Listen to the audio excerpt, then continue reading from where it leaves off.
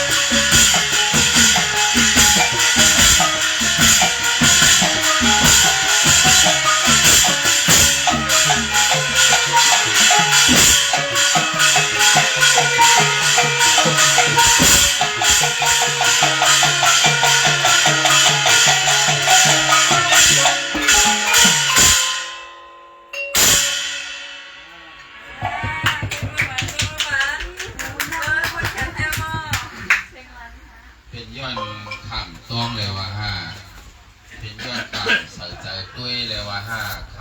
ำคุณชายเรือนยอดเงินต่อยไอ้กองพวกปากตีเงาต่อไปสุด12ตอนกว้างเนี่ยนะพยายามหันเต้ในปอพิมีนะเมื่อสงขลาเมื่อในวัน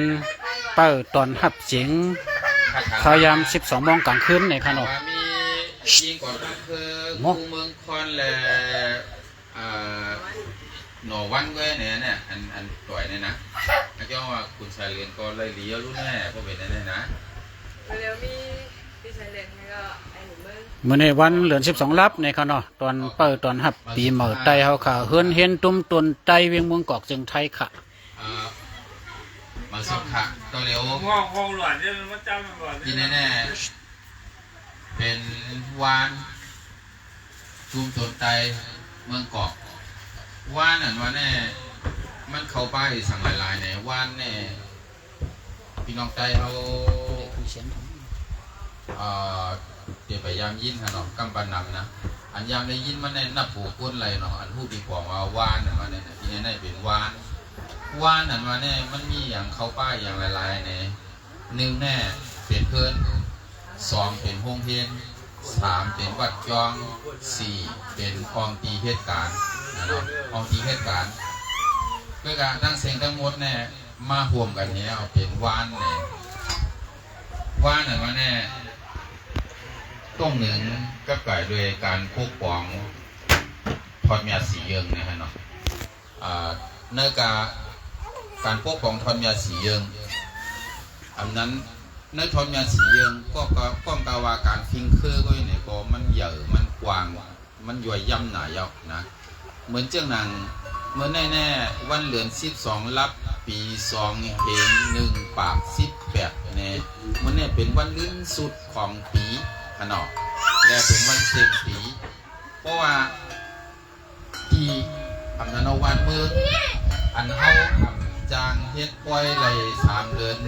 พร้อมจาก3 วัน5 วัน7 วันเนี่ยพวกเขาเฮ็ดไหลยาวๆที่นั่นที่สุดมันแน่เขาอยู่ไหลเตะเรื่องมือได้ว่าเฮ็ดปล่อยปีใหม่อันนั้นก็ส่งปีเก่าขับปีใหม่ปีมันแน่เขาอยู่ไหลปีวันมือได้แถวในเย้าซึ่งวันมือผูกนั้นย้อนไปว่ามือผูกเป็นวันปีใหม่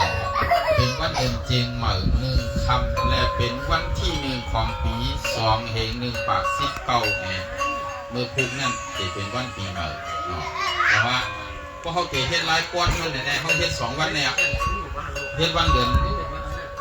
12 รับแลวันเดือนเจงใหม่1 คำเขาจะได้เฮ็ด2 วันเนี่ยอันได้หลายกวนสู้เราครับนะหลายกวนสู้เราที่เฮ็ดทำได้เหเย่ากว่านั่นก็ไปเย่านะไปเย็นคนแต่เฮ็ดมือว่ามือซื้อเหนมือได้เฮ็ดมือพุ่งเฮ็ดอันนั้นแค่เปลืองอ่ะนะอันนั้นแค่เปลืองอ่ะย้อนเดินนั่นแหละปีเฮิร์นเฮ็ดตุ้งตนใต้อันนั้นปีวานตุ้งตนใต้เนี่ยแต่ย้อนเปว่าเป็นปีพวกปองทอนเมียสีเยิงเนี่ยพวกปองแน่ปองว่าทิ้งซิมเปิดปลาลุมลาอันดีฟิงคุ้งฟิงกูเมียวเมียวฟิงเคอกูเมียวเมียวอันลีนั่นเขาโหลทิ้งซิมเปิดปลาลุมลาเสียวแลโดไล่พื้นเพกว่าเนี่ยพวกมันดีแน่เขาพาก็เตอ่ำกว่าย่อเกี่ยวนะอันนี้เขาลัดถึงลองฟิงเคอร์ฮะลองจะลองส่วนตัวฮะนะเพราะลองส่วนตัวเนี่ยก็ตัวผ่าตัวมันนะก็อยากก็ได้ลองฟิงเคอร์ลองการคุ้มคนนั่งนำแน่แต่ตั้งเจตั้งเคอร์เนี่ยได้ย่อมดีเนี่ยเขาข้ามจังหวะกันแห้งแหลมจังหวะกองเกี่ยวอันเลยเข้าเทียบในก้อนเด็ดเป็นการทิ้งซิมดูล้อมเปิดปลาลุมลาฟิงเคอร์กว่าแต่เขายาวเนี่ยเขาขายเทียบมีเยื่อหมายจากไหนฮะเนาะก็คำนี้เป็นประวัติดั้งสู้ดังเขาขายเลยค่ายวันลูกปีเก่า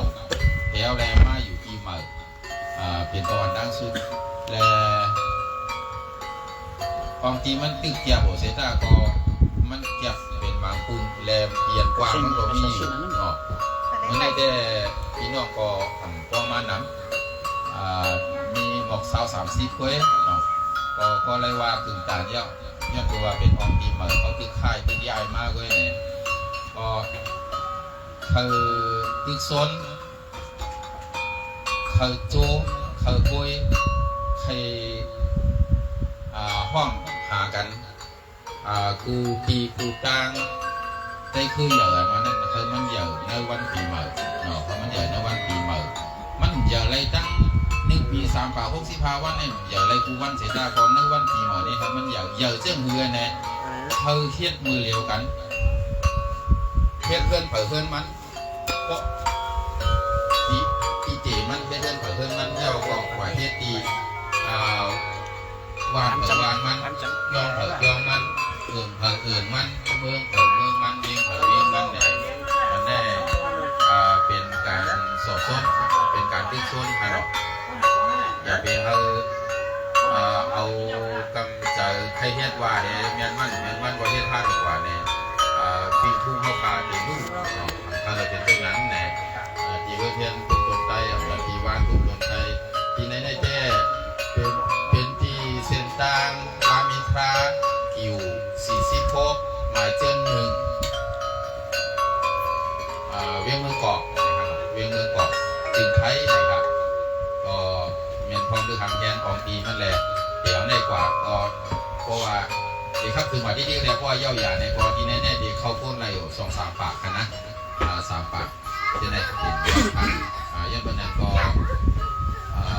ปันแห้งอะไรไผ่เลยแหละดึงฟอมเฮ็ดซันอะไรไผ่เลยในข้าวไก่เลยเนาะทำงานสีเยี่ยเข้าเนี่ยก็เล่นต่อใส่ข้อกันเลยนะโอ้โหคุณใส่กั๊มเนี่ยต่อพริกซุนและทำได้เขาคาเกอยู่โดนเหมือนกันในต่อถึงเตียงขึ้นพอส่งปีเก่าเย่าเตียงขึ้นเย่าหักเตียงไว้เตียงขึ้นเดี๋ยวเตียงขึ้นก่อนนั้นหักเตียงปีใหม่แล้วก็เตียงเข้าวันแล้วปีใหม่แล้วโดยครูก็จะมีการเล่นเจียงกันมวนจ่อกันห้องว่าจุ่มส่งเสริมปีใหม่เสียวแลเสียวมังกรปีใหม่ปีปังสักการะฮันเจ้าหาป้าเตมามังกรในวันที่ปีใหม่ในการเนาะก็อุปกรณ์ทุกคนก็ป้าจะลองปีใหม่ในก็คือเพี้ยนกับการได้รอบเกียรของปีใหม่ดีๆงามๆเสียวแลก่อนกัน13 เฮ็ดกว่าเธอยินยาวเขาถึงเสกัมแหน่พิกซุนใหญ่นำซึ่งในที่ขาเขาหนาได้ที่ต้นใจครับซื้อได้กว่าแน่เจพักถูกกว่าเอาค่ะ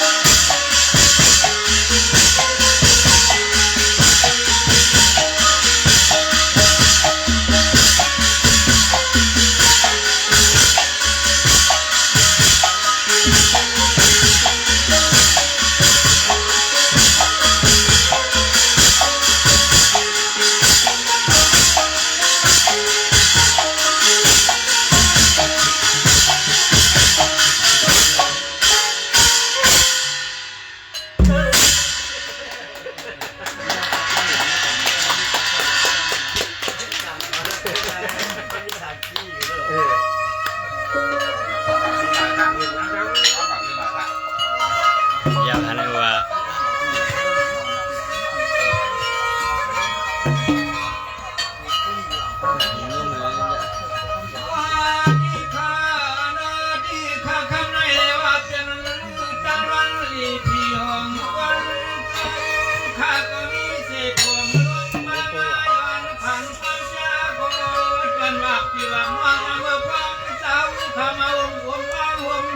ความเจ็บก่อนที่หักเจ็บควันเมื่อนอนเจ็บซ้ำจมถึงนี้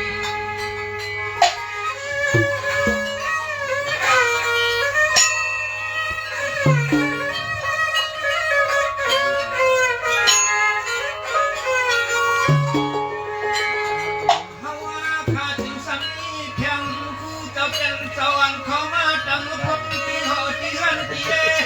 ฮัลโหลคำขึ้นในนอทำก็ยังเย้าเจ็บเปิดปันยังเงียบเป็นยังสาวเพียงวางตั้งเชียงเจอตาเพียวหัวตาหัวป้าตาเศร้าเดือนตีเอกูรักกูก็กูคนปฏิให้เสือเพียวเชิงวันวันเสือ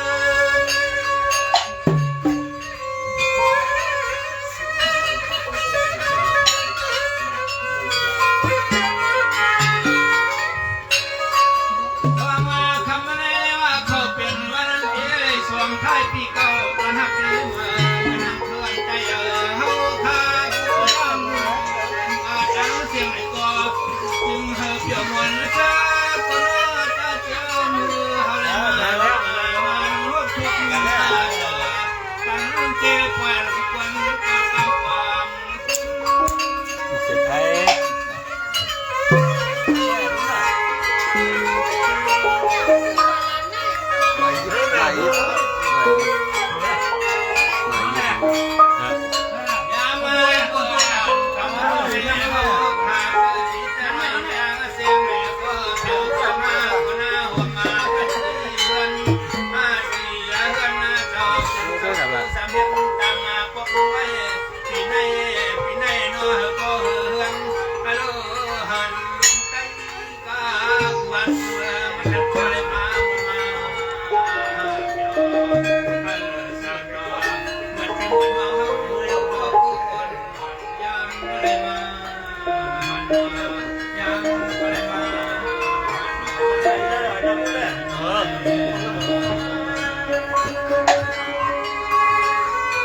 อยู่ที่ไหนอยู่อ่ะน้ำอะไรสวัสดีกับตัวเฮ็ด10 วันตัวส่งท้ายปีเก่าต้อนรับปีใหม่ว่านั่งใจใหญ่เฮากูก็อยู่สร้างกูที่ไหนก็ถึงเธอก็ได้อยู่มวลชามชายย่อกายอันกัน ป้าลูกพี่จอยนะเนี่ยลูกพี่ ไว้ให้ก็ได้อยู่มวลชามชามีวันผ่านไปเ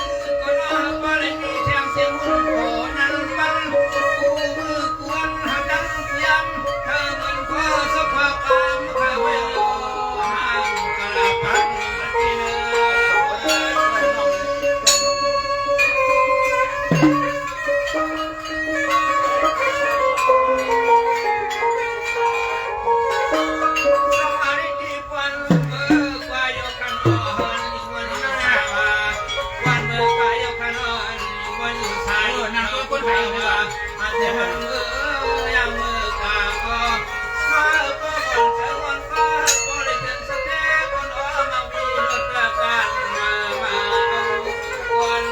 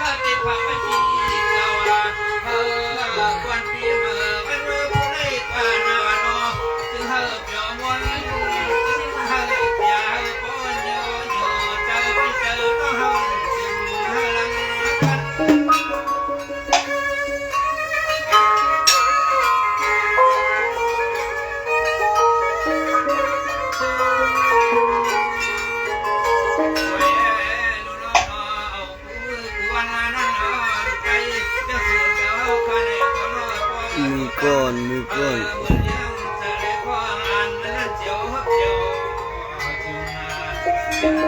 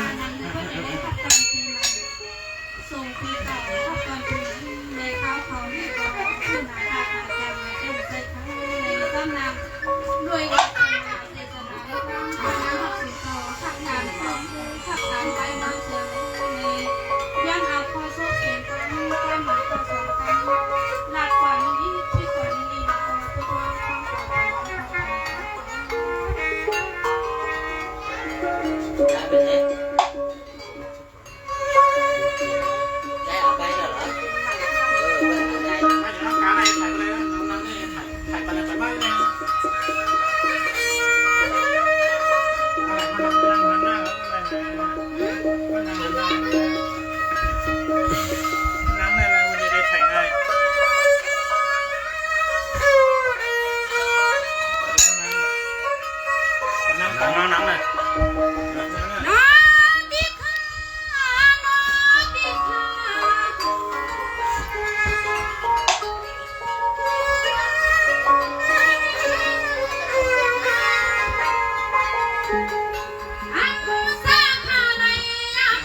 พัดลมหลังเหรอเปิดแอร์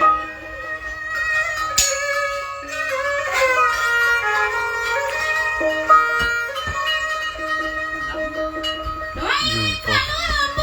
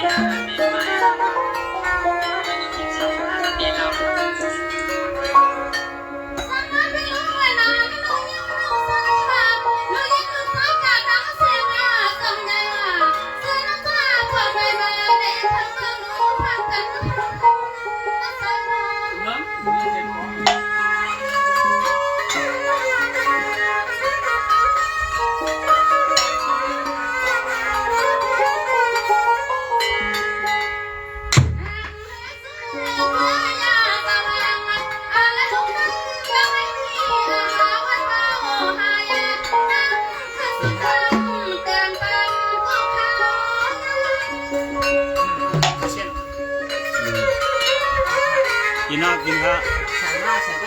ถ้ากินเมาฮะกินได้ครับถ้ากินเมาฮะ ก็ไปกินนะ ถ้ากินเมาฮะเดี๋ยวนะฮะช่วงเท้า เ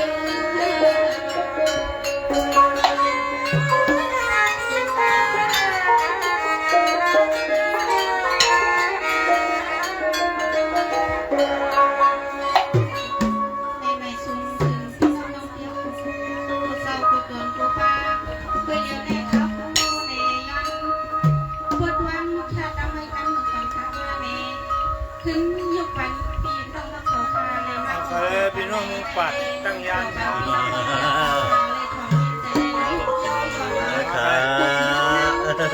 สื่อคือใต้ทุกคนพ่อแม่ปีเก่าควรกว่าต้อนรับปีใหม่เนาะค่ะนำหูสึกคือใต้ทุกคนจะเลยขึ้นมาใหม่สิ่งแรกอยู่ลีกินวันเก่าวันดำวันนั้น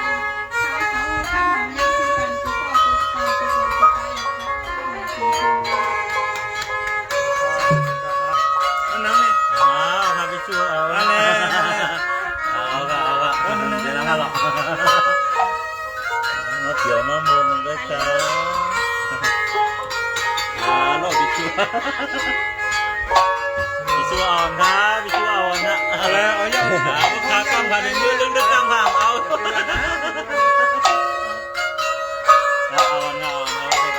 ดีใจนะครับ กำไว้ cái bị sửa ấy khát đây đi xài lứa đó nè กำมือปัดแล้วก็นั่งอยู่นี่นะใจ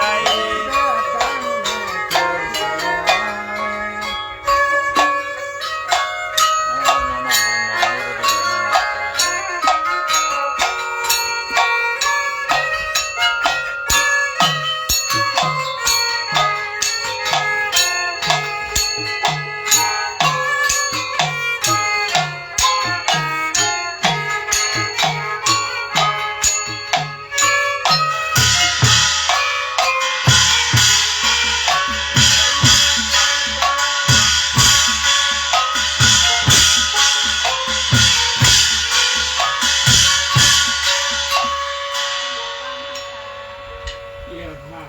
ที่บอกว่าพ่อเซนเกอรี่ มากันเนี่ยมาเลยด้วนด้วนกูว่างเลย Cái này cũng xài lớn không này? นี่เดี๋ยวพี่น้องมือตา Ba sẽ cho em cũng xài lớn. ก็ไม่ต้องนาทีขาดสิตัวย่อขนาด